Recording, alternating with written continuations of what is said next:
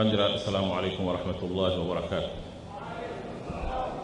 En jetti Allah, en juuli dow nelaaɗo sallllahu alayhi wa sallam, en calmini e moɗon bandiraɓe moodibaɓe meɗen cheikhuɓe ɓiɓɓe cuuɗi diina noddaɓe so nooti teddengal onon godani sabi hunde nde yo hunde moɗon onon. On noddirama jam, on noddirama fa jodden kalden darden Allah subhanahu wa ta'ala torra ko woni e leydi ndi ko hono gatte so on torra ɓuyto iyo e leydi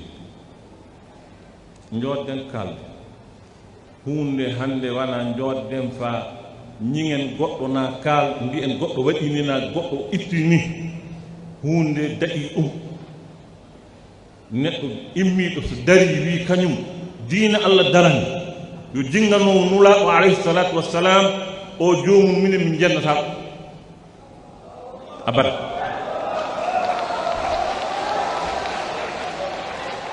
Min jannata o joomum, min jannata joomum billahi alladi la ilaha illa hu, on joomum min jannata ko.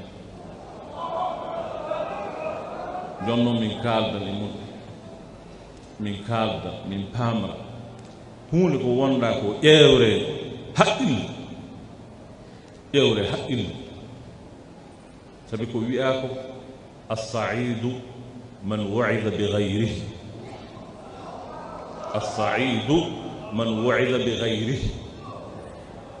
en ji'i ko waɗa e nokkuuje kewɗe e leyɗe kewɗe e yimɓe dari hono darda joni ni e leydi amin dari nangi nokkuuje jooɗi hen ñiɓi hunde nde famili hunde ñiɓama heferɓe e bomɓe e wonɓe ngari bonni kalki mbari caybiti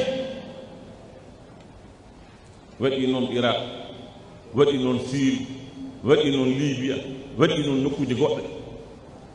yalla en jotto enen ƴeewen hunde ha wara yanayani. en kaldata sakiraɓe meɗen, en kaldata bandiraɓe meɗen, en kaldata taalibaɓe men. neɗɗo fuu gonɗo e hunde nde wona goɗɗo noon no yo enen noon sakiraɓe men, yimɓe men, taalibaɓe men, en fof en gooti kalden, wona ñigodirde na hokkitirde maani na wiide maani waɗini na ittini, wona ɗum moƴƴinta hunde.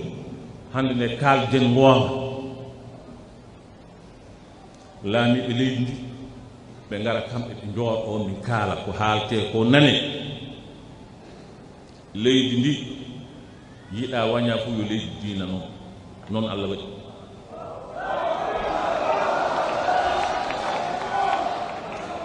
to ndi leydi diina noon nen noon haani ƴeewe laamu o ɗum ƴeewa hoɗum waawi waɗede hen, hoɗum waawi moƴƴinede hen, hono waawi waɗede so alsirama en ɓe andaka wallahi leydi min goni e mun yo leydi diina noon.